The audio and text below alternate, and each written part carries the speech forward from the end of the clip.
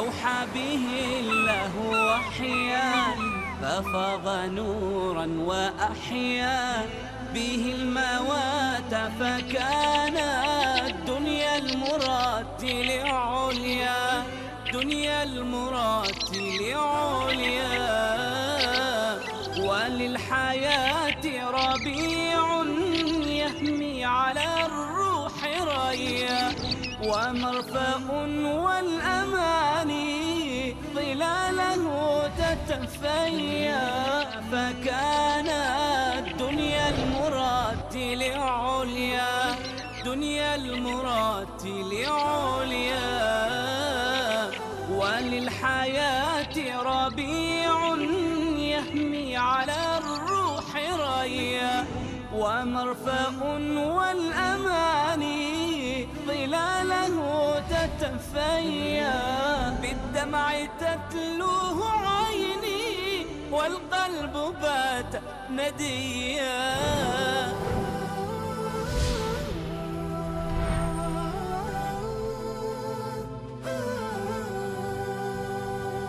وننزل من القرآن ما هو شفاء ورحمة للمؤمنين ولا يزيد الظالمين إلا خسارا. و از قرآن آنچه را که شفا و رحمتی برای مؤمنان است نازل می کنیم، ولی بر ستمگران چیزی جز زیان نمی افزاید.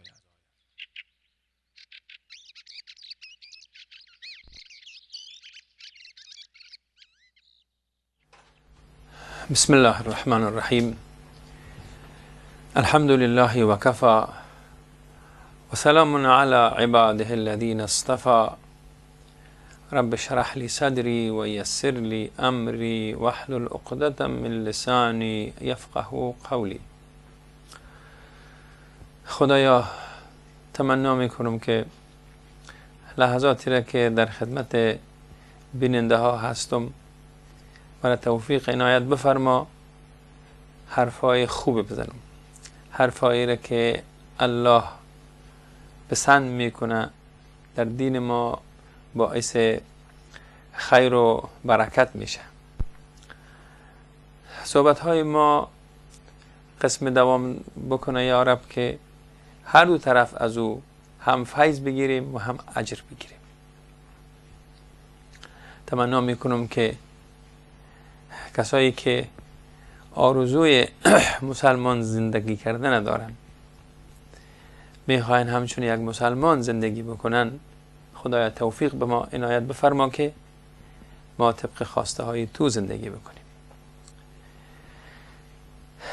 خواهر و برادر، السلام علیکم و رحمت الله و برکاته. ما چندین برنامه هست که مسلسل میاییم و در مورد مسئولیت های خود ما که همو تربیت اولادها و شاگردهای ما هست، یک سلسله صحبت های را دنبال میکنیم. طبعا در این صحبت ها از نزاکت ها یا از آداب و اخلاق حرف میزنیم که در اجتماع رعایت کردنش حتمی و ضروری هست. قصد ما همی است که ما یک نسل تقدیم جامعه بکنیم که این نسل به طرف سعادت و خوشبختی های خود بره. همون سعادت و خوشبختی که اسلام بر ما به ارمغان آورد. ولی ایام را ما سپری کردیم، سالهای را سپری کردیم که ما را از دین ما بیگانه ساختند. از دین ما فقط رسم و خطش گذاشته شد. با تأسف که حال مسلمان بودن ما بر ما طعنه شده. یک کسی پسرش مسلمان شد و باز قسم میکرد که منت میکرد مذمت میکرد، سرش در غیابش میگفت که غیر ازم خردترکی، ازم خردسالی در این چیزایی رو میدیدم گمان میکردم که مسلمان شوم. کسی پرسان کرده بود که فکر کرد که البته چیزای خوب دیده بود، میگفت که بغیر از جنگ، بغیر از بیگفتی، بغیر از بی‌تربیتی دیگه کار نداشت. میگفت من یک روز مسلمان خواهد شد. نعوذ بالله. اسلامی که آمد تا جامعه را از این اوصاف بد پاک کنه، اسلامی که خوشبختی و صفا و صمیمیت برای بشر به ارمغان آورد، او تعنی روزگار شد. طبعا تقصیر از ما مسلمان ها بوده که ما دین ما را قدرش نفهمیدیم، دین ما را گذاشتیم از چیزهای دیگه پیروی کردیم. بعض وقتا خود ما فکر کردیم که همین دین ما است، اما کارا را کردیم. در اینجا بعضی کسا همینطور میگن که اروپایی ها وقت مسلمان میشن که خودشان با کتاب و با قرآن مراجعه میکنن، مسلمان میشن. اگر مسلمان ها را ببینن شاید که دورتر برن. نعوذ بالله، چقدر سخت است شنیدنی از این حرف، چقدر سخت است گفتنی از این حرف، چقدر سخت است که ما یک شخصیت الگو نباشیم، نمونه نباشیم. اگر اینا ما را ببینن، اخلاق ما را، اعمال ما را ببینن، اینا از ما دور میرن. باید برعکس اخلاق مسلمان است، اعمالش است که دعوت است، خودش دعوتگر است. خیر، این روز آمده سر ما، ولیکن آل ما تلاش کنیم از خود ما شروع کنیم، برای اولاد ما زحمت بکشیم که اونها را درست من حیث یک مسلمان تربیه بکنیم که اونها وجودشان، گفتارشان، کردارشان جاذبه داشته باشه به طرف اسلام. هر کسی که اونها را ببینه و از اونها بشنوه، با اونها نشست و برخاست داشته باشه، گرویدی اخلاقشان شود، گرویدی گفتارشان شود. به این خاطر است که چند مطلب را من عنوان کردم که به نام نزاکت های اجتماعی است که کودکای ما، شاگردهای ما، اطفال ما، اولادهای ما اونا را مراعات کنن، یاد بگیرن، در خویشان، در اخلاقشان او چنان نقش بسته کنه که مثل عادتشان باشه. به اون طرف خود با خود حرکت بکنن. از بسیار چیزای بسیط و ساده شروع کردیم که از نوشیدن کردن نان و نوشیدن آب بود، تا جایی رسیدیم که در خوشی‌های اجتماعی ما باید که اولادهای ما، خود ما باید شرکت داشته باشیم، با فامیل ما در خوشی‌هایشان شریک باشیم، بر ما حول ما، در محل ما، با تمام کسایی که ما ارتباط داریم در غم و شادیشان هم اشتراک داشته باشیم. این هم یکی از نزاکت‌های اجتماعی ما است. ولیکن چی رقم اینا رو بیان کرده آمدیم. از خوشی‌ها گفتیم، آخرین صحبت‌های ما از خوشی‌های ما بود. در جای هم رسیدیم که گفتار بود، بعضی چیزها حرکت‌هایی داشتیم که در او مراسم و مناسبت‌های خاص ما مبارکبایی میدادیم یا مبارکباد میگفتیم. حالا اگر که ما در پهلوی او گفتار و کردار ما اگر یک چیزی هم بتیم در او مناسبتی که خوشی هست، مراسم خوشی هست، در عید باشه مثلا ما میگفتیم عیدی بتیم، تحفه بتیم. ما یادم میاد وقتی کوچک بودیم عیدی کردن میرفتیم، باز میرفتیم بریم عیدی بگیریم، میرفتیم اگر او صاحب خانم نزاکت های اجتماعی رو بلد می بود، باز بسیار یک پول کمی بود، مثلا در وقتا یک 16 پولی بود یا قران بود یا روپیه بود، اما را که میدادن خوشحال می شدیم. کاکای مرا عیدی داد یا خاله جان مرا عیدی داد. پدر همینطور بودن، وقتی می آمدن به بچه هاشان عیدی می دادن. حتی برای خانم، برای خواهرها، برای خرد و کلان رئیس خانه میامد تحفه میداد یا همون پول بود میداد برشان. پیش از عید نودهای نو میرفتن از بازار جمع میکردن یا از بانک میگرفتن، از جایی که بلد بودن میگرفتن، باز میبادن مثلا یک دویی بود یا یک پنجی بود نو بود، اون میکشتن که بچیم ایدی است. خوشحال میشدیم. میبینیم که این نزاکت اجتماعی چقدر مطرح است در به دست آوردن دل یک کسی، خوشحال ساختن یک کسی. یکی از وظایف مهمه یا یکی از حتی از مسئولیت ها بگویم، از مسئولیت های مهم یک مسلمان همین است که برادر مسلمانش، خواهر مسلمانش شاد نگاه کند، دلش خوشحال بسازه. پیامبر عزیز صلی الله علیه وسلم تکرار در احادیث زیادی از هدیه صحبت میکنن. جایی میگن مثلا که به یک دیگر هدیه بدهید، زیرا هدیه دادن کینه داخل سینه ها را از بین میبرد. سبحان الله. میشه انسان هستیم از یکی دیگه ما آزرده شده باشیم، یک کار یک حرف تا بالا شده باشه، ولی وقتی میایم برای با دیدنش میایم برش یک هدیه میاریم. پیامبر خدا میگن صلی الله علیه وسلم که به یک دیگر هدیه بدین، همین هدیه دادن شما کینه های درون سینه شما را دور میکنه. سبحان الله.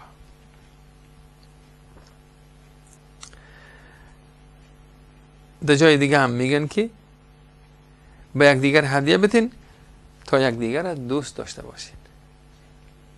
ولی این هدیه کوچک باشه، از نظر مادی قیمتش کم باشه، ولی شما یاد کردین او را، بازار رفتین یک چیز خریدین برش، یا در خانه‌تان پالیدین یک چیزی را که ببرم به دوستم، به عزیزم، به بچیم، به مادرم، به پدرم، به خالیم، به یکی از اقاربم، میبرم این توفه را برش میتون.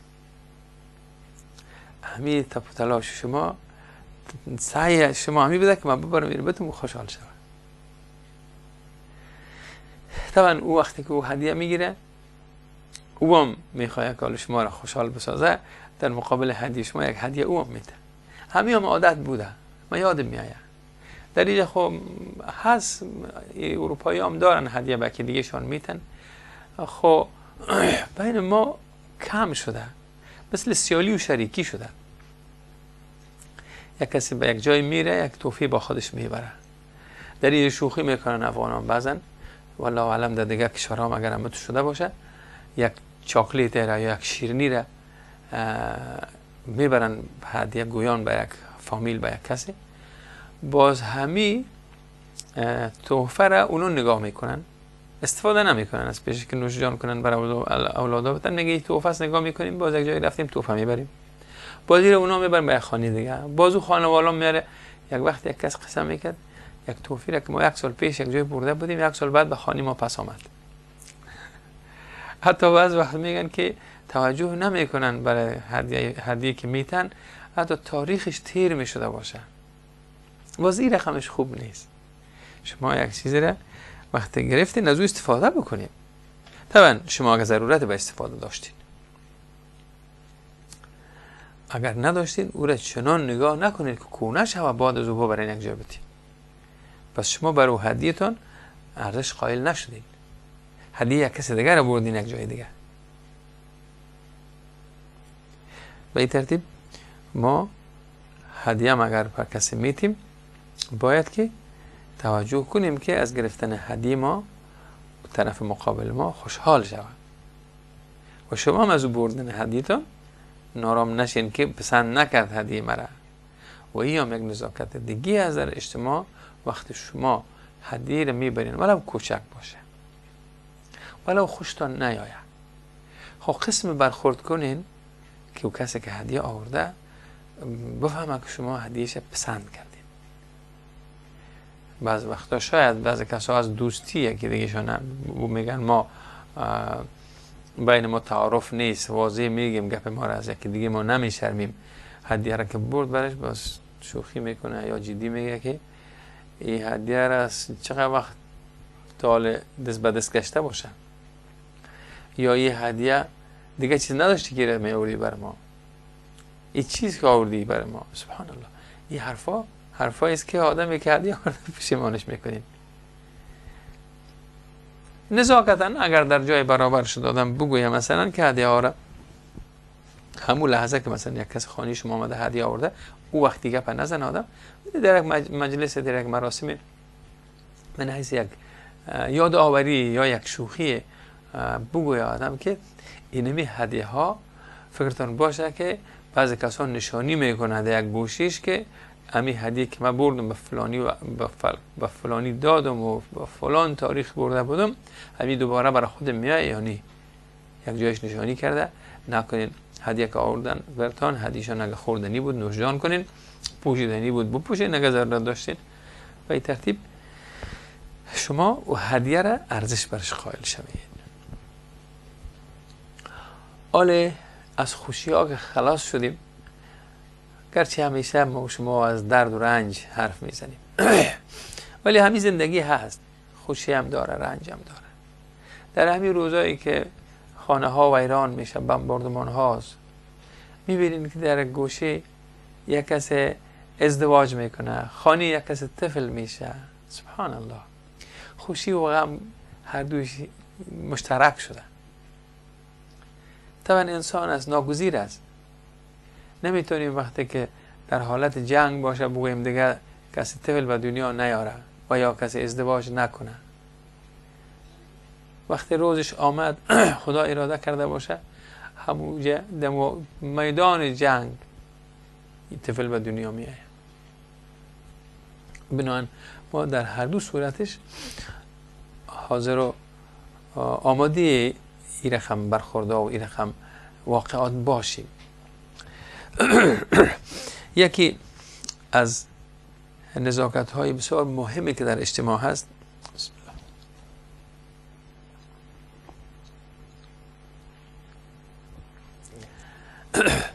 مریض شدن است و آداب عیادت مریض است که ما چه رقم وقتی یک دوست ما مریض شد چه رقم به دیدنش بریم و ملاقات مریض ما وقتی بریم چه وقت بریم، چی کنیم، چطور بریم، چی بگوییم، چی ببریم.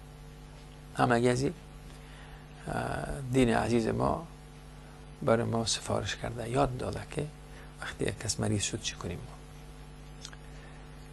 والدین عزیز، مربیان گرامی، شما خودتان وقتی به عیادت یک مریض میرین بر شاگردایتان، بر اولادتان هم تعریف کنید.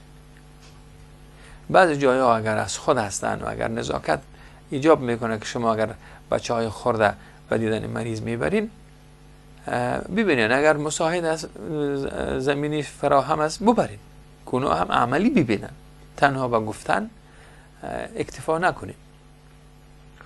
و همیشه ایره یاد بکنیم در سر دسترخوان، در یک جایی که اعضای خانواده با هم جمع باشن، در همین جایی که با یاد شود. در خوشی های مردم باید آدم بره، کسی مریض شد بره در غم شریک شود. اینا بسیار ثواب داره، اینا بسیار مهم است. یاد بگیرین بچه های گلم، یعنی ما رفتیم قصه ها کنین که اونا هم انس بگیرن به این چیزها، اونا هم در ضروریات اجتماعی خود این چیزها رو در یادداشت خود بگیرن. اونا هم فردا کلان میشن، اونا هم داخل اجتماع میشن، اونا هم اگر دوست و یار داشتن مریض میشن، اونا هم خوشحال میباشن. اینا باید در اون مراسم با اونا شریک شون. یعنی از فضائل ارزشمند اخلاقی است که ما در اجتماع، در خوشی و اندوه اجتماع خود ما را شریک بسازیم.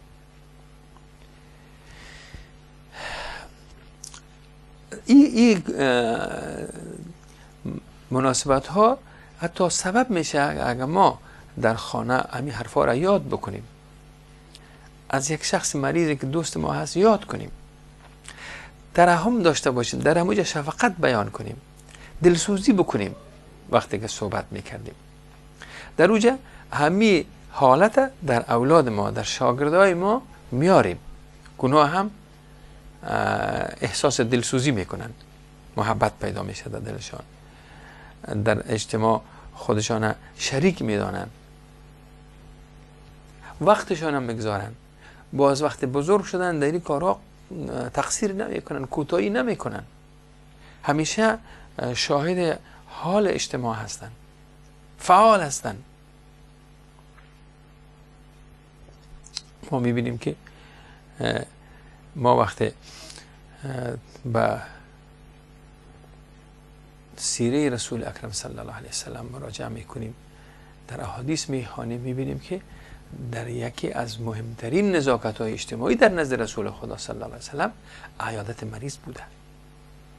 امر میکنن برای یارانشان، دستور میدن، سفارش میکنن، تشویق میکنن که به دیدن مریضایتان برین.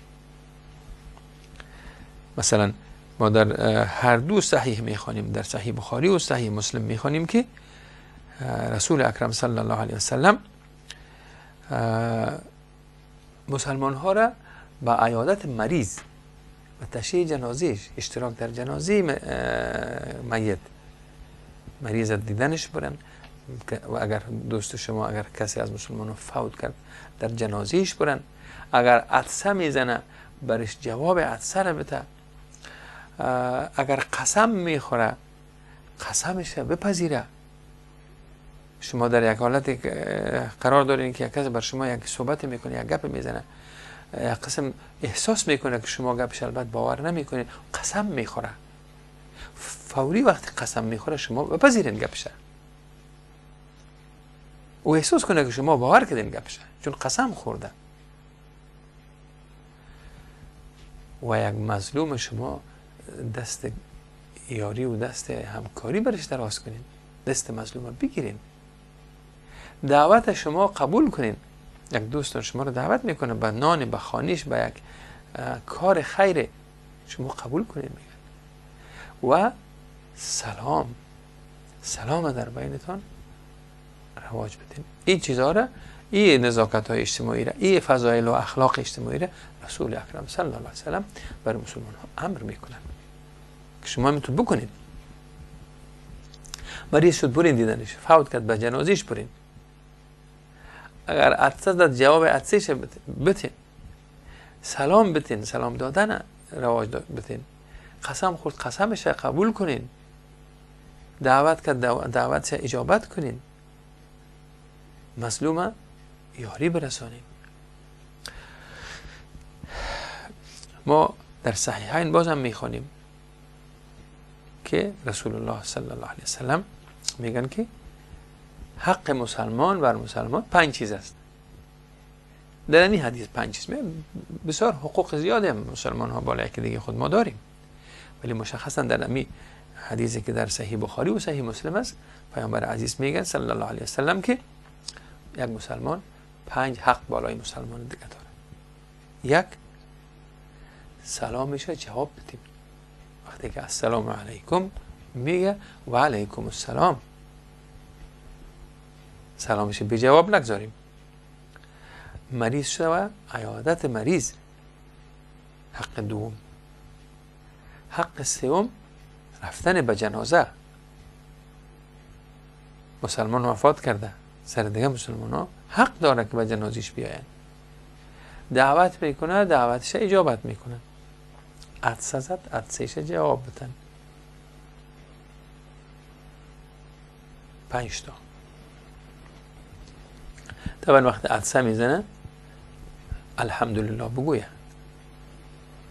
وقتی الحمدلله گفت، کسی که شنید، این هم سنت است که هر کسی الحمدلله، یک کسی را که عطسه زد و الحمدلله گفت و شما شنیدین، باید که یرحمک الله یا یرحمک الله اگر خانم است، خدا رحمتت کنه، رحمت خدا بر تو. چرا این باز یک نفر اگر بگوی از گردن دیگران میگن خلاص شود، نیست، مثل سلام نیست. اگر در یک جمع شما سلام دادین، یکی از اونا گفت و علیکم السلام، از گردن متباقی خلاص میشه. اما عطسه اوتر نبوده.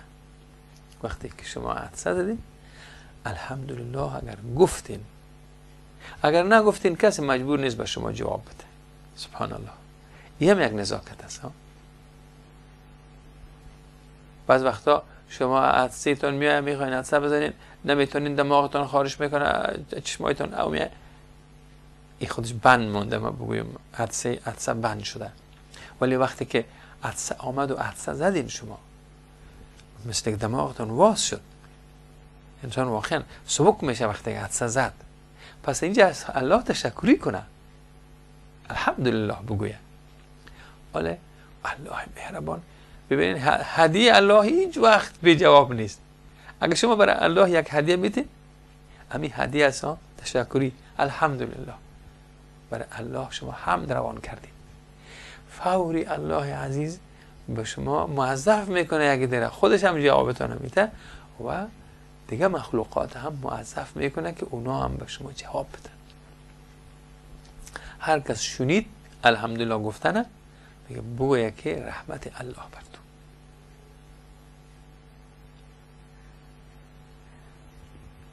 بر ترتیب وقتی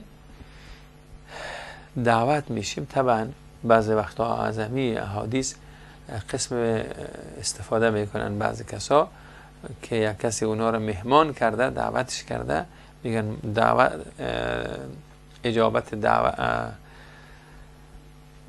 دعوت اجابت کار داره. این ما سنت است باید دعوتش اجابت کنیم، دعوتش قبول بکنیم. ولیکن به کدام دعوت ها؟ دعوتی که در اوجه خدای نخواسته ذکر الله نشوه، دعوتی که شما را خدای نخواسته به طرف گناه دعوت کنن، اونا نیست، باز اجابت نیست. اونا را باید شما رد کنید. دلیل هم داشته باشین که رد کنید. چرا باز شما زیر امو سوال نیاین که ببین ما دعوت میشه، قسم مسلمان هستی که دعوت برادر مسلمان تا اجابت نمی کنی؟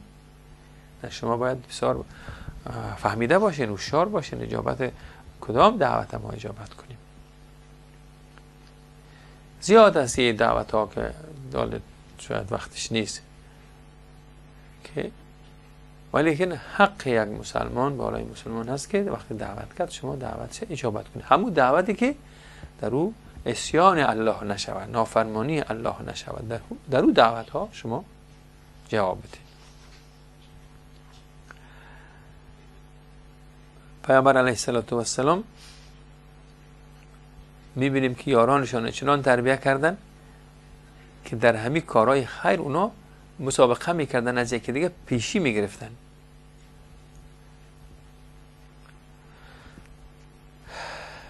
از اون جمله همین عیادت مریض بود.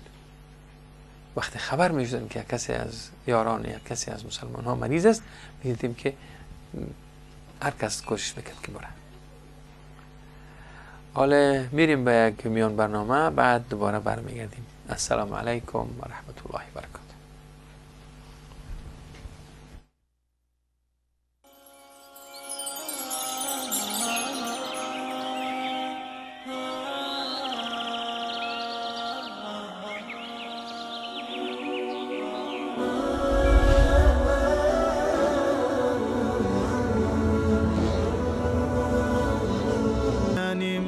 فقد أضعت وتعلم إنما الدنيا منام فأحلى ما تكون إذا انتبهت هي الدنيا إذا سرتك يوما تسوك ضعف ما فيها سهرت، تحدث عنهم وتقول كانوا، نعم كانوا كما والله كنت، حديثك هم وأنت غدا حديث لغيرهم فأحسن ما استطعت. سل الأيام عن عم وخال وما لك والسؤال وقد علمت، ألست ترى ديارهم خواء فقد أنكرت منها ما عرفت، فقد أنكرت منها ما عرفت.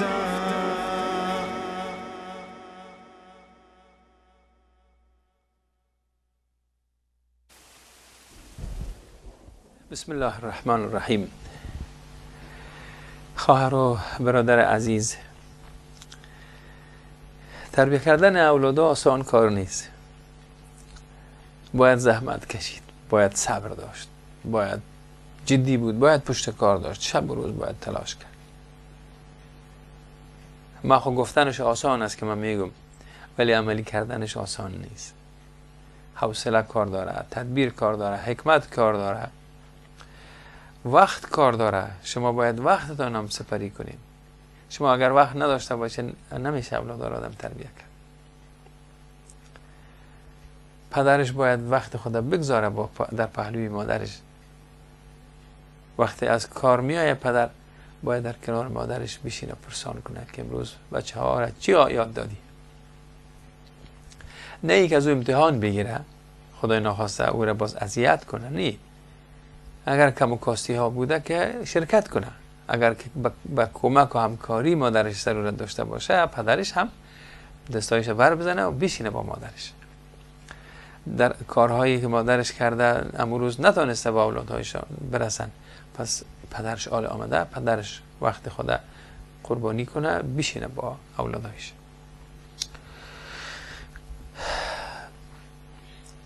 طبعا اینا از خود یک پاداش داره. شما می کار مفت نمی کنین. وقتی اولاد خوب تربیه کردین شما باز اجرش هم میگیرین، پاداش هم در دنیا میگیرین، در آخرت هم میگیرین. در دنیا همی است که شما را مردم تمجید میکنه، توصیف میکنه، میگن خوب پدر مادری بودن که اولادهای خوب تربیه کردن. وقتی شما اگر رفتین نبودین یه اولادهای صالح شما باقی ماند، شما در مخانی گورتان ما را خواب میشین. کار خیر اولادها و اعمال نامه شما هم ثبت میشه و در روز آخرت که الله با این زحمتی که شما کشیدین فکر کنید که او چی پاداش میده. وقتی مردم ها برای شما اجر میتن، پاداش میتن، خدا خیرش بده میگن، در گورش خدا آرام خواب کنم میگن که اولادای خوب تربیه کرد، الله 1 تا 10 تا میداد، 100 تا میداد، 700 تا میداد، بی نهایت چقدر که خودش میخواست میداد. پس شما مفتی کارا رو نمیکنین. اولادتون رو منت نکنین که اگه ما نمی بودیم شما ایت نمیشدین. این الله میفهمه، اولادتون رو میفهمه. حالا ما میفهمیم که پدرای ما برای ما چی زحمت کشیدن، مادرای ما برای ما چی زحمت کشیدن. حالا میفهمیم، ولی شاید در طفولیت ما نمیفهمیدیم. نصیحت از اونا سر ما خوش نمیخورد.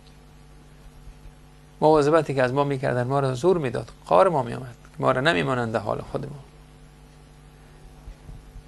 ولیکن حال میفهمیم که خدا رحمتشان کنه، اگر زنده هستن خدا اونا را خار بالین نسازه. دعا کنیم که همون مادرکا بودن، همون پدرکا بودن که ما اگر تربیه شدیم، درست تربیه شدیم، زحمت از اونا بودن.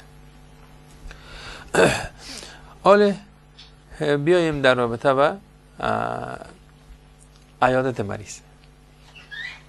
عیادت مریض پیش الله اجر داره.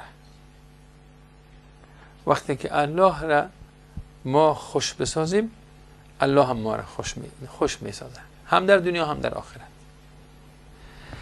یاران رسول خدا صلی الله علیه و سلم گفتن در کارهای خیر با هم سبقت میکردن، خصوصا اگر کس مریض میشد اینا میرفتن با عیادت از او که میفهمیدن پاداش عیادت یک مریض پیش الله خیلی بلند است.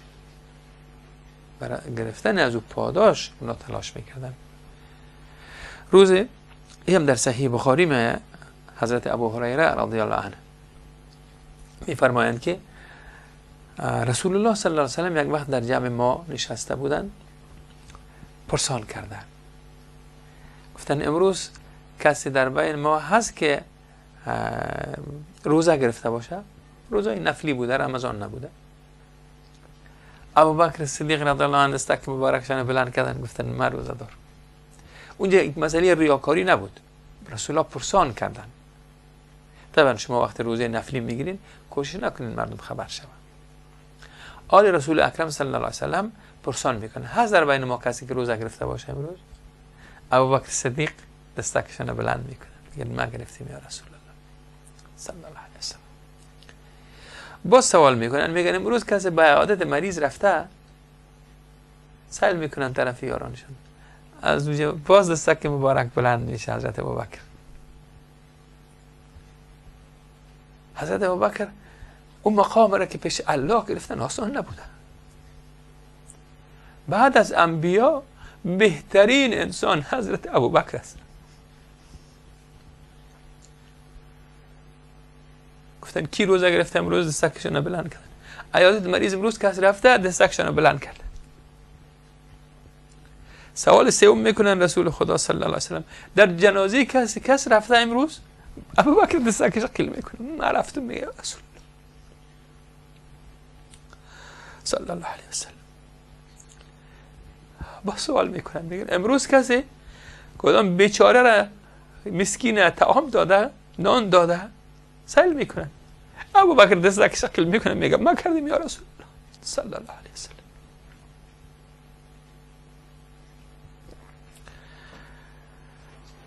رسول اکرم صلی الله علیه و سلم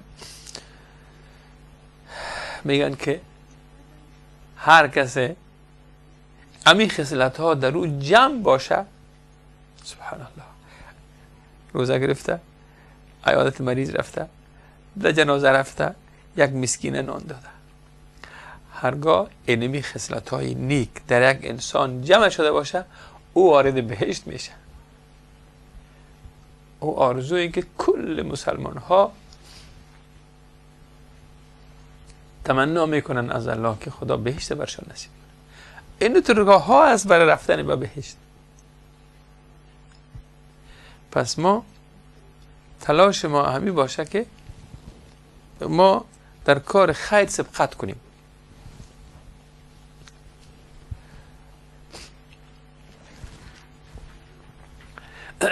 یکی از کارهای خیر در اینجا چند کار خیر بود، یک شکال سرش بحث میکنیم، عیادت مریض است. در عیادت مریض آداب و نزاکت هایم هست که چرا هم عیادت کنیم مریضه.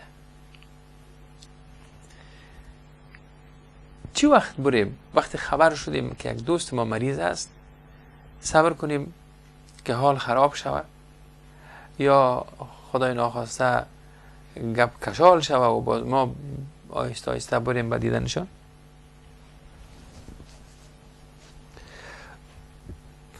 رسول اکرم صلی الله علیه و سلم میگن که وقتی مریض شد با عیادتش برو. یک دوست شما، یک کسی از مسلمان ها، بعض وقتا ضرور نیست که یک از دوستان باشه دیدنش برین. یک مسلمان مریض شده خبر شدین، یک همسایه شماست، یک نفر در محل شما زندگی میکنه، شما خبر شدین برین بدیدنش.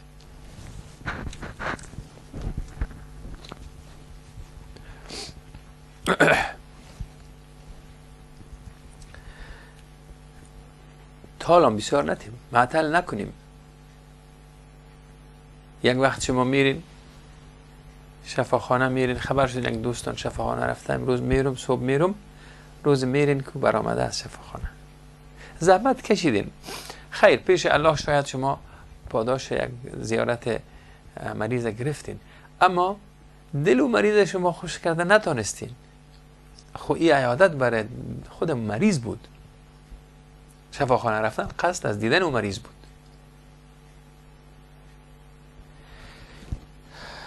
جایم حضرت ابن عباس میگن در طبرانی میگه که رسول الله صلی الله علیه وسلم گفتن که عیادت مریض بعد از 3 روز سنت است. حضرت عبدالله ابن عباس گفتن صحابه وقتی که در مجالسی که میشیشتن، درس بود، تعلیم بود، مشوره میکردن، جلسات داشتن، مثلا وقتی که میدیدن یک نفر یک روز، 2 روز، 3 روز نیامد، احوالش پرسان میکردن که چی شد، چرا نامد. وقتی میفهمیدن که مریض است، باز میرفتن به عیادتش که تو نامدی، با خبر شدی مریض شدی، تو خدا شفا ببخشه خود. دیدنش میرفتن. طبعا زود رفتن به عیادت مریض به حالت مریض هم ارتباط میگیره. بعضی مریضایی هستن، عزیزایی هستن که حالتشان خراب است، خطرناک است مریضیشان، نشه که از بره شما ندیده بانین. بنابراین زود برید. اما اگر دیدین که مریضی است که برای معاینات رفته و برای یک مدت خطرناک مرضش نیست، اما بستر شده، در خانه خود افتیده، خیر است اگر که زود نرفتیم. ولیکن 3 روزه شما اگر بعد از 3 روز میرین، یک سنت را شما احیا کردیم.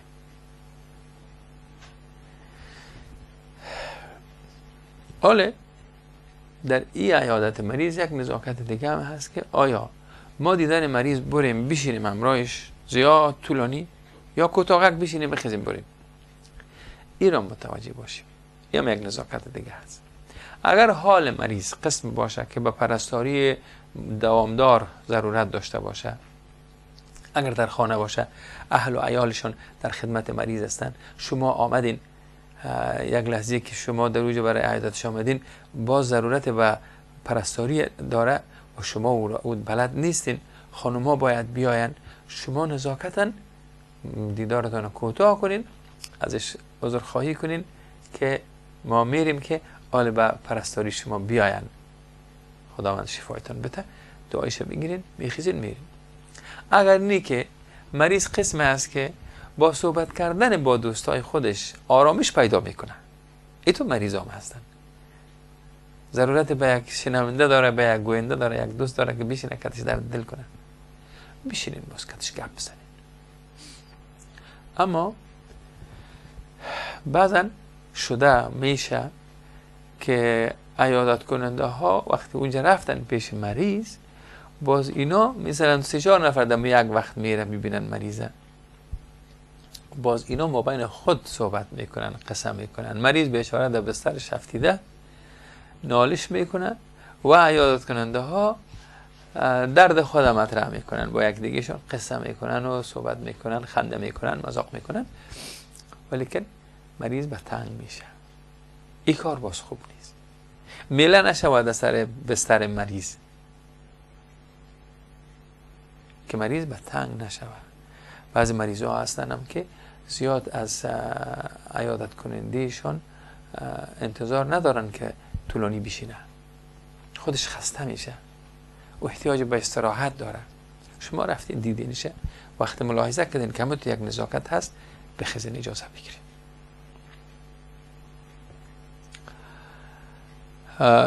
بنابراین ما 2 نزاکت که به عیادت مریض بود، یکی چی وقت بریم، اگر مریض ما خطرناک است زود بریم، اگر یک کم توانش هست که شما احساس میکنین که خطرناک نیست مرضش، شما کم از کم 3 روز بعد و دیدنش برین.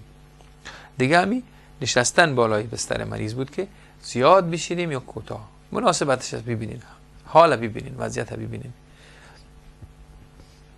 دیگه وقتی که حال آمدین چی بگوین؟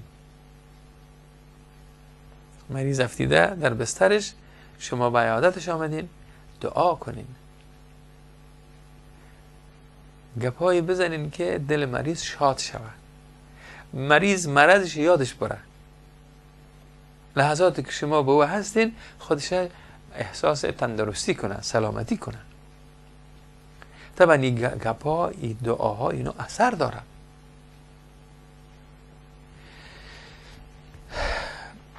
در صحیحین می آید که حضرت عایشه رضی الله عنها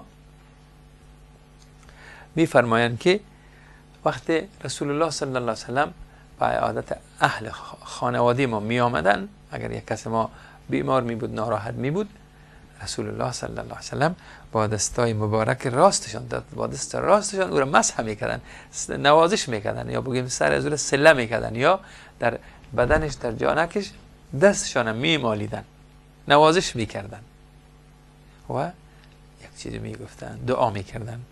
دعایشانی بود که خداوندا، پروردگار مردم، رب الناس، پروردگار مردم، این بیماری را از بین ببر.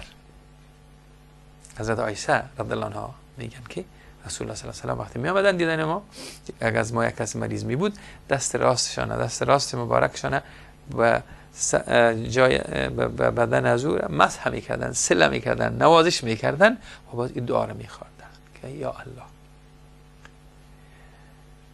ای پروردگار انسان ها یا مردم، این بیماری را از بین ببر، شفا ده که شفا دهنده تویی،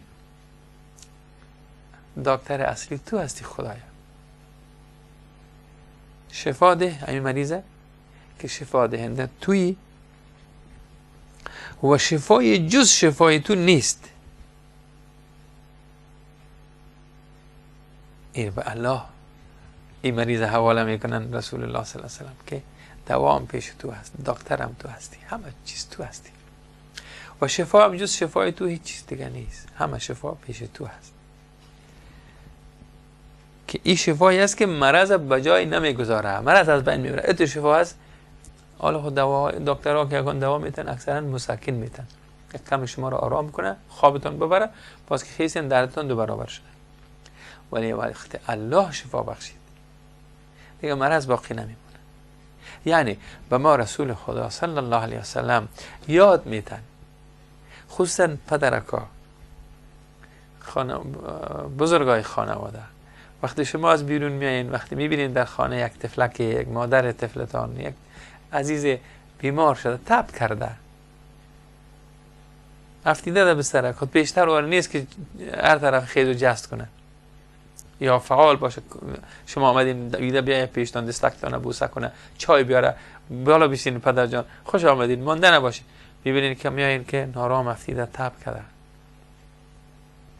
این شیوه رسول خدا صلی الله علیه وسلم به کار ببرین.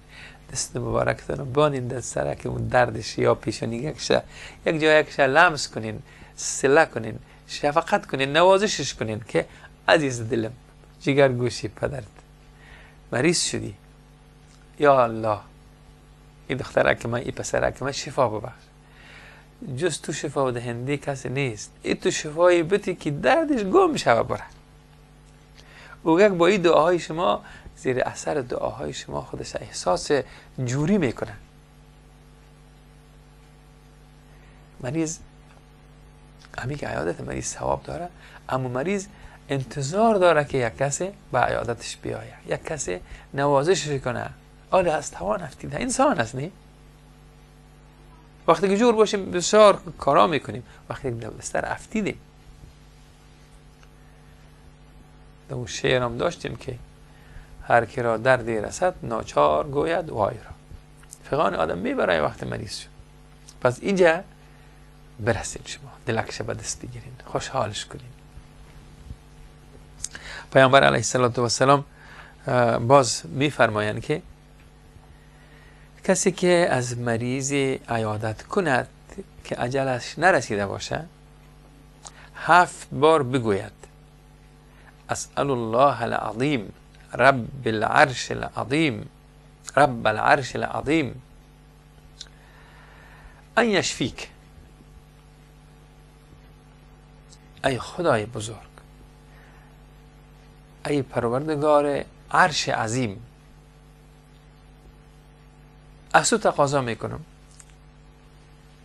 اسأل الله، از خدا سوال میکنه، از خدا تقاضا میکنم که شفایت بدهد.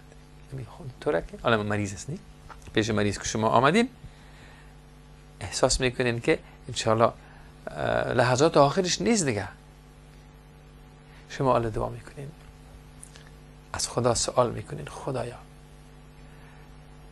ای الله بزرگ، ای صاحب یا ای پروردگار عرش عظیم، از تو تقاضا میکنم که این مریض شفا ببخش. و الله عزیز او را به برکت دعا شفا میبخشه.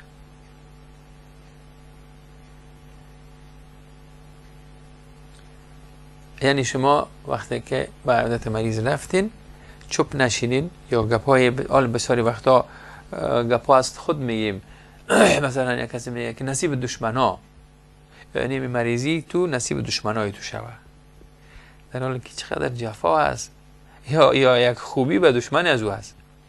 وقتی که مریض در بسترش مفته، هر لحظه که در بستر یا الله میگه، مثل که در عبادت هستی، در نماز است، روزه گرفته، ذکر خدا را میکنه، در بستر مریضی است.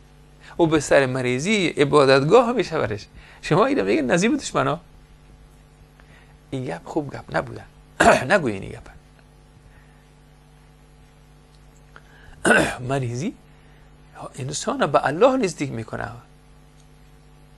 شما هر دفعه دردتون یا رب میگه یا الله یا الله، درد دارین، از زبان مبارکتون کلمه مبارک الله بیرون میشه، ملک نوشته میکنه فوراً. پس ما او گپایی را بزنیم که در همون مناسبت از دین ما بر ما آمده. پیامبر عزیز ما معلم بشریت بر ما راهنمایی کردن که وقت مریض دیدین این حرفا رو بگید.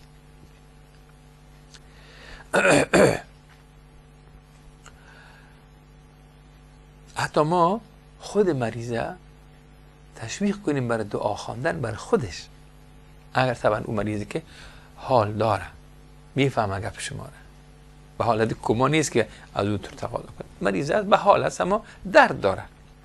پس شما چی بگوین؟ این در صحیح مسلم می آید که حضرت ابو عبدالله عثمان ابن ابوالعاص رضی الله عنه در بدنشان درد داشتن، آمدن پیش رسول الله صلی الله علیه وسلم شکایت کردن که رسول الله من درد دارم. ببینین طبیب ما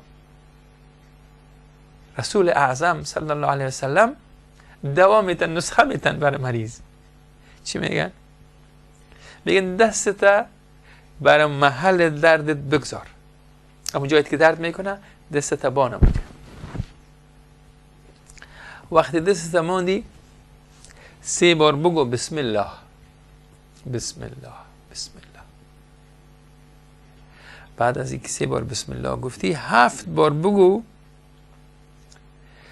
پناه میبرم به عزت و قدرت الله از چی؟ از شر آنچه احساس میکنم. او درد از احساس میکنید و از او پرهیز میکنم، از او میخوایم از او دور شوم. درد رسیده برم، بیچاره بکرده. یا الله، اللهی که صاحب عزت و قدرت است، به او پناه میبری از چی؟ از شر همون چیزی که احساس میکنید درد رسیده. دسته کتابان بخوان، بگو که بسم الله 3 بار. 7 بار دیگه بگو اعوذ بعزت الله و قدرته من شر ما اجد و احاذر. به عزت و قدرت الله پناه میبرم یا الله، از شر او چیزی که برای من رسیده، دردی که به من رسیده احساس میکنم.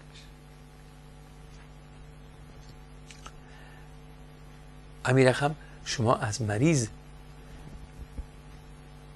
که در حال مریضی هست، در بستر مریضی هست، ازش طلب دعا کنین. سبحان الله. وقتی شما از مریض طلب دعا میکنین، رسول الله صلی الله علیه و سلم در چی میگن؟ میگن که وقتی به عیادت مریض رفتی از او بخواه که برایت دعا کند. او ارتباطش مستقیم با الله هست، تقرب به الله داره. از وقتی یک آدم شما دعا طلب میکنید، پیامبر میگه از او دعا بخواهید، زیرا دعای مریض مانند دعای ملائکه هست. ملائکه معصوم هستن، بیگناه هستن. نشه کمی مریضی که در بستر افیده این مریضی گناهایش تکانده باشه، حالا پاکیزه شده، حالا دعای ازی میچسبه، اگه دعا کرد برین اما تو جای خود برسانین عزیزای من. یک کسی که در حالت بسیار پریشانی هست، دلش نازک شده، هر دقیقه سوخت از جگرش بالا میشه، دود از جگرش بالا، اونجا برین او را شاد کنین، ازش دعا طلب کنین. یکی از اون جایها شفاخانه هست، بستر مریض است، برین دنبال بستر مریض ازش دعا طلب کنین. باز میریم به یک میان برنامه. چطور زود تیر میشه یه وقت. باز میگردیم انشاءالله، تلفن ها را باز میکنیم، صدای گرم شما را میخوایم بشنویم. السلام علیکم و رحمت الله و برکاته.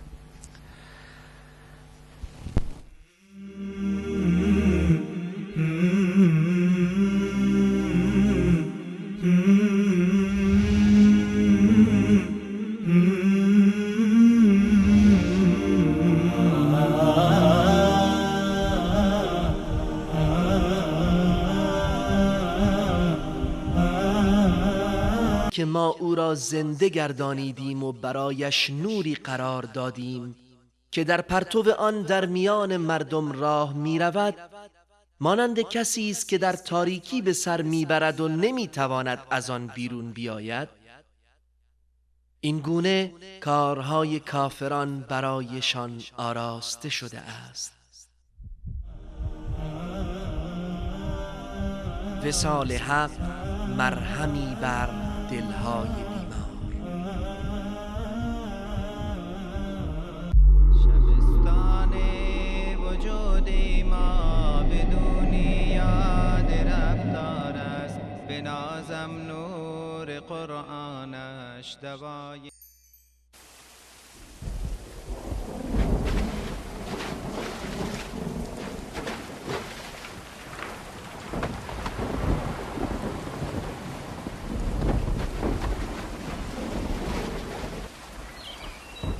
بسم الله الرحمن الرحیم. با سلام مجدد خواهر و برادر عزیز، السلام علیکم و رحمت الله و برکاته.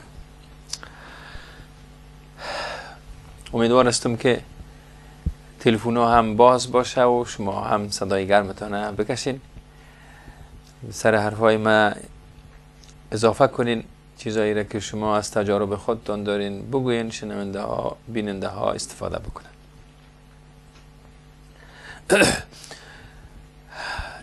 نزاکت دیگه که باید در عیادت مریض باشه یا از احوال گرفتن مریض، از خود خانواده مریض شما بعض وقت احوال بگیرین که حال مریض چطور است. انشالله مریض ما شفا یافته، بهتر است از گذشته، که یک تسلا برای اهل مریض هم باشه، اهل و عیال مریض. اینا هم خوشحال میشن از تماس شما، از پرسیدن شما. ما در صحیح بخاری میخوانیم که حضرت ابن عباس، عبدالله ابن عباس رضی الله عنه روایت میکنن، میگن که حضرت علی رضی الله عنه در کنار رسول خدا بودن صلی الله علیه وسلم.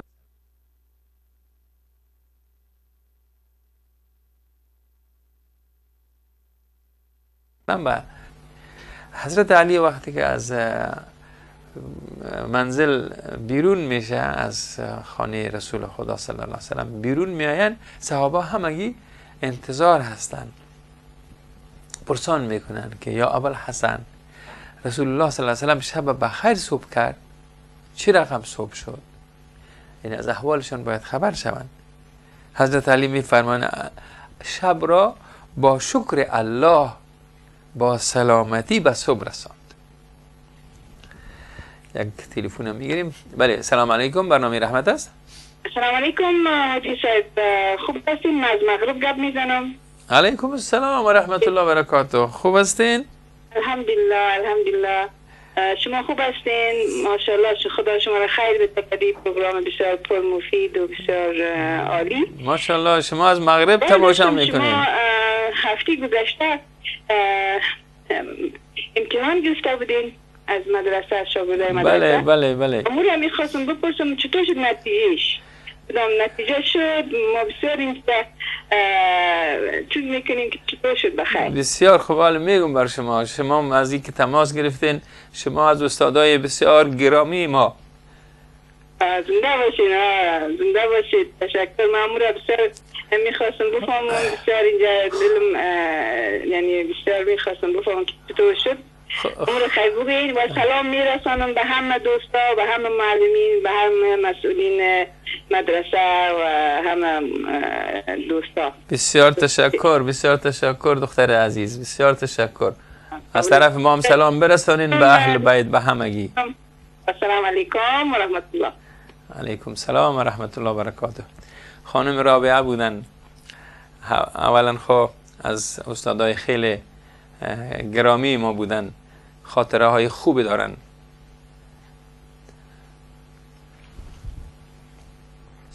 شاگردا پرسانشان میکنن، معلم پرسانشان میکنن. بسیار تشکر از اینکه تماس گرفتین، به یاد مدرسه و شاگردایتان بودین. ما الحمدلله امتحان بسیار با خوبی سپری کردیم. شاگردای عزیز ما از امتحان نتیجه چه گرفتن. ما جایزه‌ای که تعیین کرده بودیم، یک جایزه عمره بود، سفر عمره بود که یکی از شاگردای شما، یک بیبی ما، بیبی حسینه رشید، اونا یا حسنیه رشید اگر غلط نکرده باشم، حسینه رشید، اونا بگویم قهرمان شدن. اونا جایزه عمره را نصیب شدن.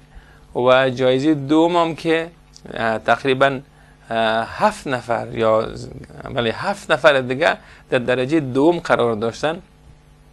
ما قرعه کشی کردیم. قرعه باز هم به نام یک بیبی دیگه برآمد، حمیده اگر من اشتباه نکرده باشم اسمشانه. بیبی دیگه نمبر دوم اونا گرفتن و یک پسر عزیزی که تاریخ گویا بود، اونا مقام سوم گرفتن. خداوند بقیه را هم شماره 4 دادیم که اونا هم دخترها و پسرای عزیز ما بودن در مدرسه فرهنگی بیبی عایشه رضی الله عنها در هامبورگ است. فعالیت های شب و روزی دارن، خداوند خیرشان بده. از شما من حیث استاد گرامی این نتیجه زحمات شما هم بوده که امروز به افتخار ما از شاگردای مدرسه بیبی عایشه رضی الله عنها در هامبورگ یاد میکنیم. بسیار تشکر.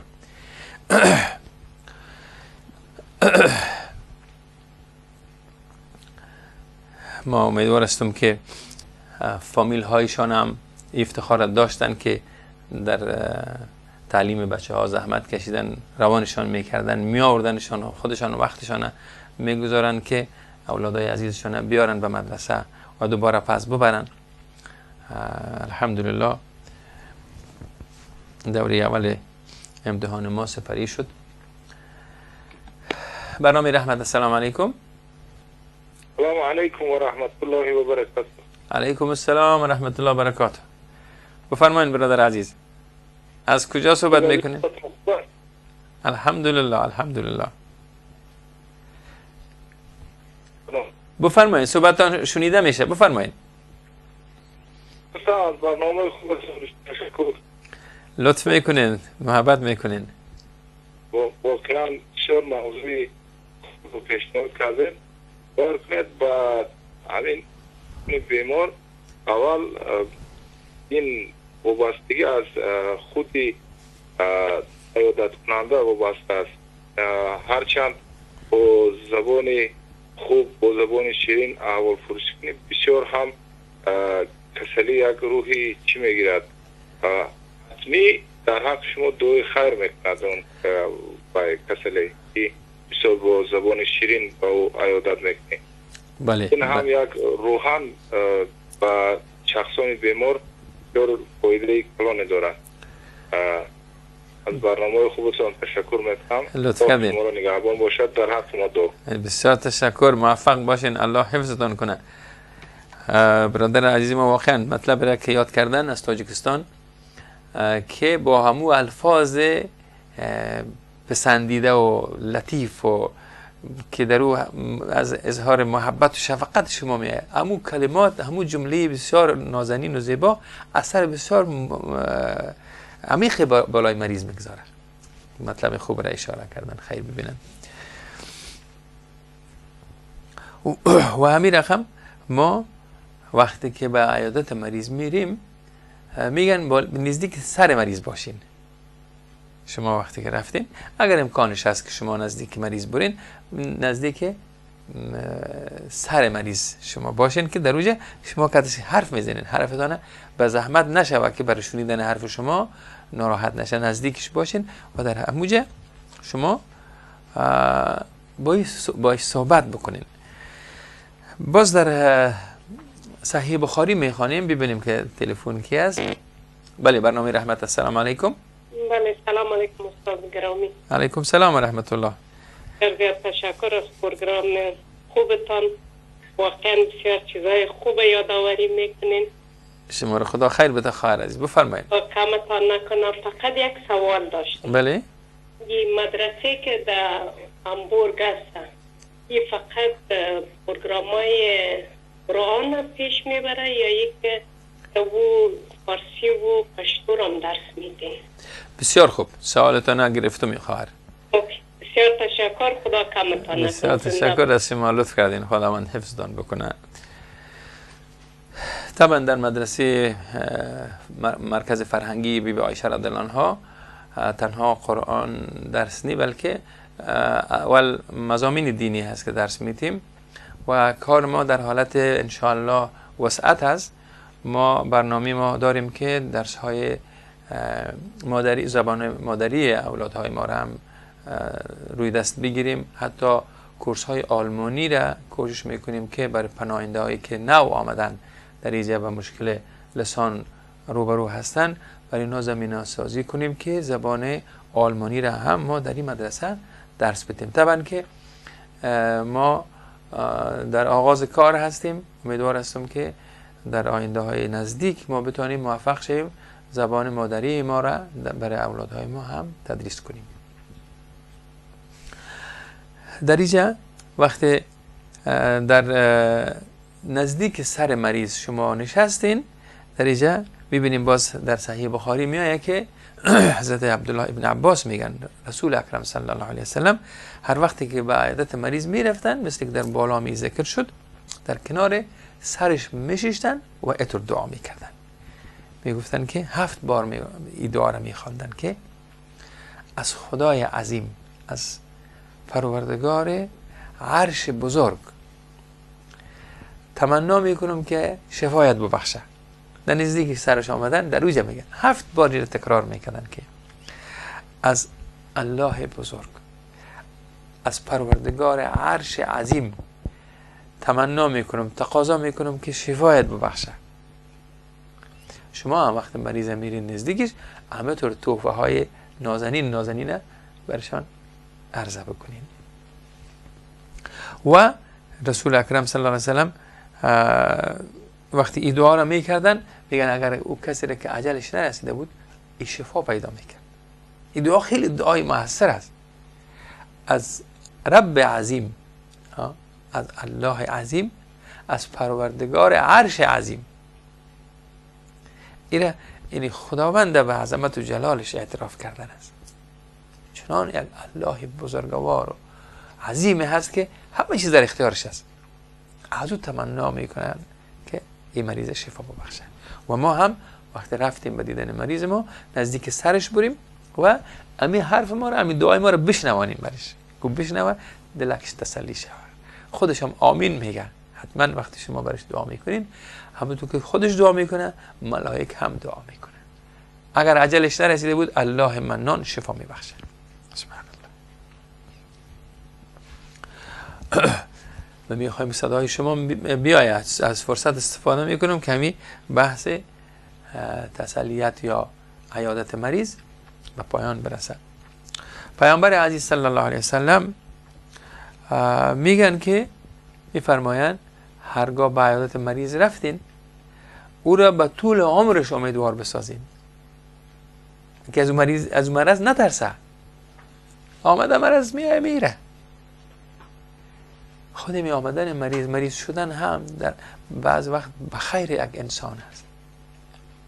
او را متوجه می سازه که ای انسان، اگر او سرکش باشه، اگر مغرور باشه، اگر تنومند باشه، خوی باشه، سر دگرها یگان کلانکاری کرده باشه، یک وقت مفته میبینه که هیچ چیزی نبوده، هیچ قوتی نداشته، همه چیزا برابر یک تبه که گرم شده وجودش، حالی که طاقت نداره.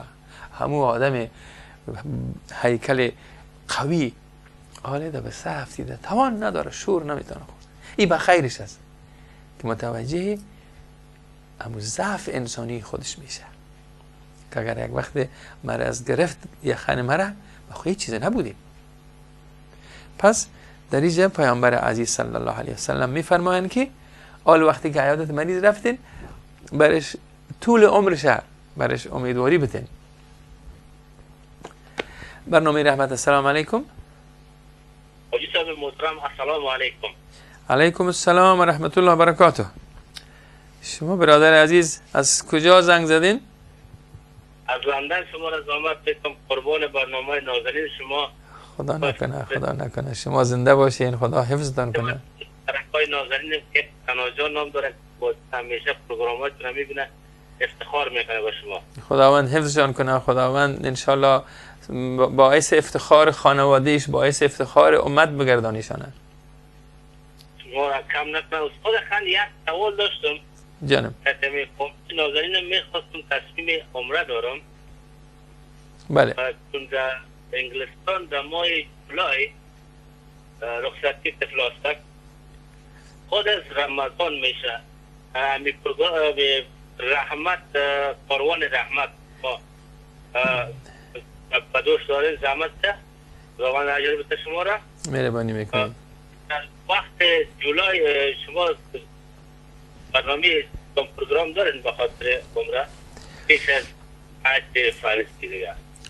ما یادداشت کردم. شما چیز دیگه هم سفارش دارین برای ما؟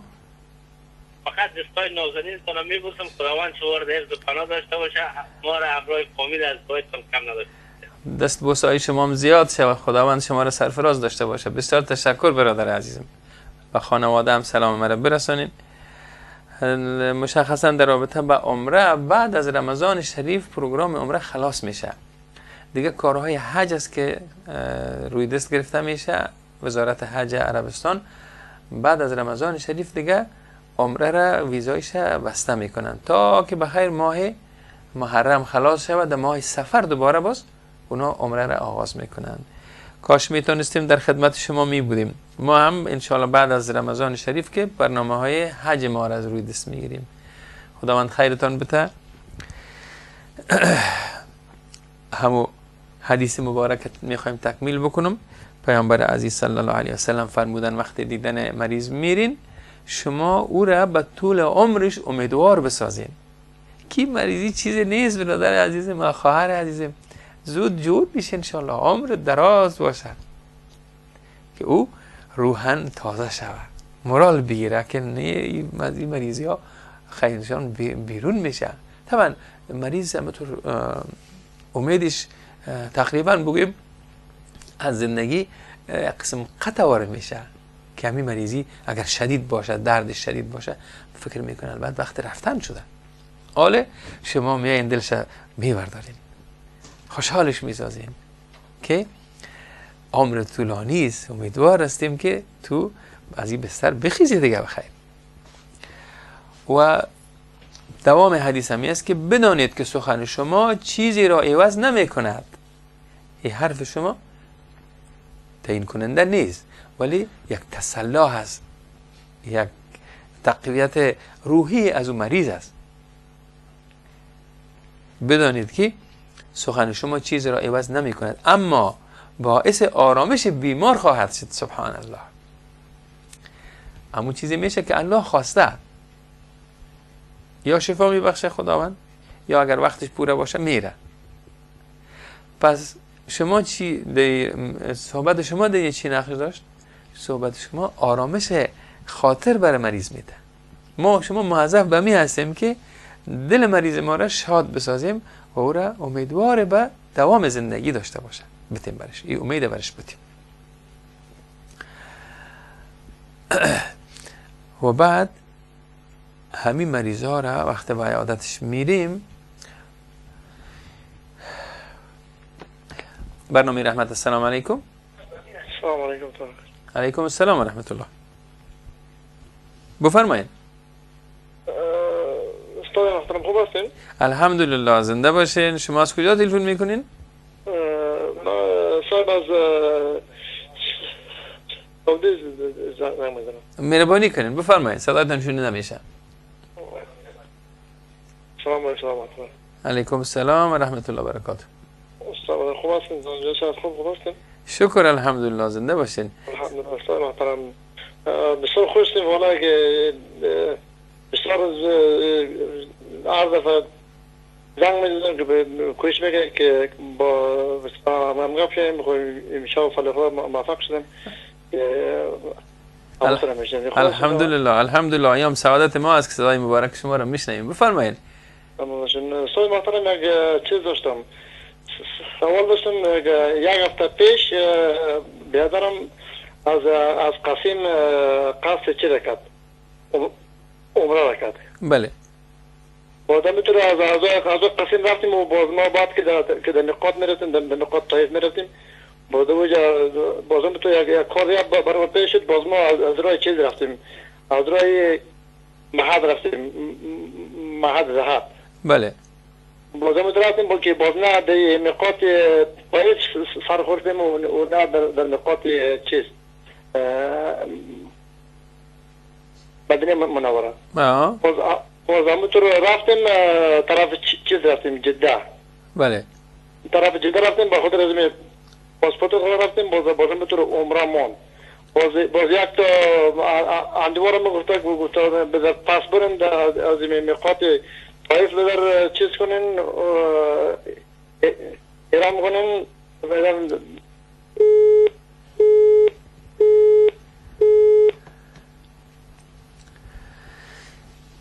خداوند انشالله نیت شما را که با عمره بود اجرش بده.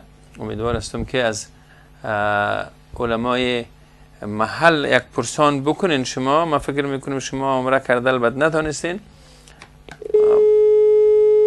آل شما آیا میگین سر ما عمره گشته؟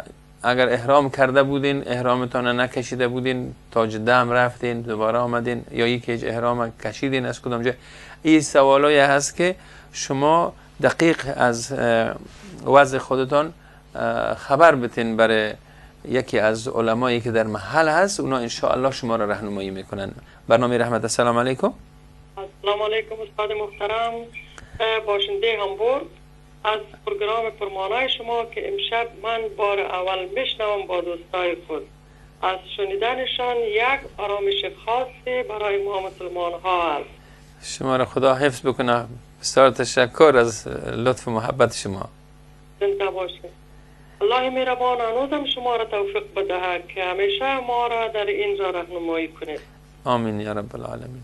آمین. سوال من قرار مدرسه است که این مدرسه در محیط همبورگ رایگان می باشد و آدرس مکملشان اگر لطف کنین برای ما نشر کنین که ما استفاده بتانیم بکنیم. انشاءالله. بسیار تشکر از تماس شما خیر عزیز. انشاءالله بعد از برنامه، چون برنامه یکی دو دقیقه مانده، اگر که شما دوباره با ما تماس بگیرین ما آدرس دقیقشم بر شما میگم انشاءالله. بسیار تشکر از تماستان خیر. از شما هم تشکر. لطف کردین. زنده باشین.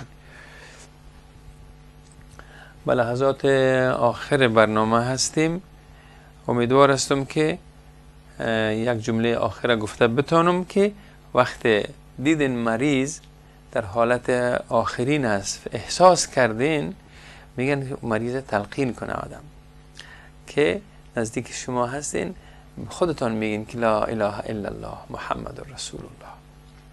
پیامبر خدا صلی الله علیه و سلم میگن وقتی شما مریض دیدین در اون حالت تلقین کنین، کلمه را بخوانین پیشش که او هم زمزمه کنه. شما نگوین که تو بخوان، بگوین خودتان بخوانین که لا اله الا الله محمد رسول الله، که اگر ای از زبانی مبارکش برای پیامبر عزیز صلی الله علیه و سلم در حدیث دیگه میگن که اگر کسی آخرین کلامش لا اله الا الله باشه وارد بهشت میشه. شما کلان یک خدمت میکنین بر اون مریضی که در بستر هست، اگر که تارست از زبان مبارکش این کلمه برایه لا اله الا الله محمد رسول الله، خداوند او را شامل بهشت میکنه. که این افتخار شما خواد داشتین که یک مریض در آخرین لحظات زندگیش رفت نیادتش و این تحفه را برش دادین که خداوند او را سبب داخل شدنش به بهشت کرد. و شما را به الله منان می سپارم. شب و روز شما بخیر. سبحانك اللهم و بحمدك اشهد ان لا اله الا انت استغفرك و اتوب الیک. و صلی الله تعالی علی خیر خلقه محمد و آله و اصحابه اجمعین برحمتك یا ارحم الراحمین. خدا یار و مددگار شما. السلام علیکم و رحمت الله و برکاته.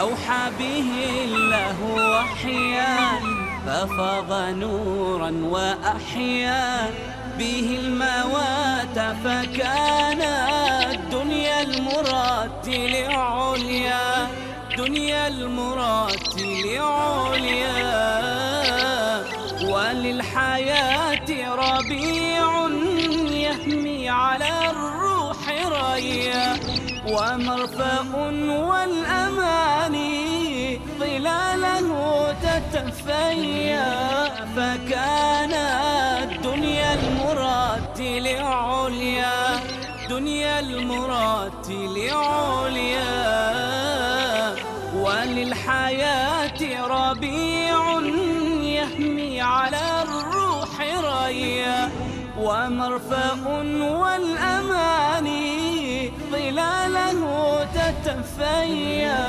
بالدمع تتلوه عيني والقلب بات نديا.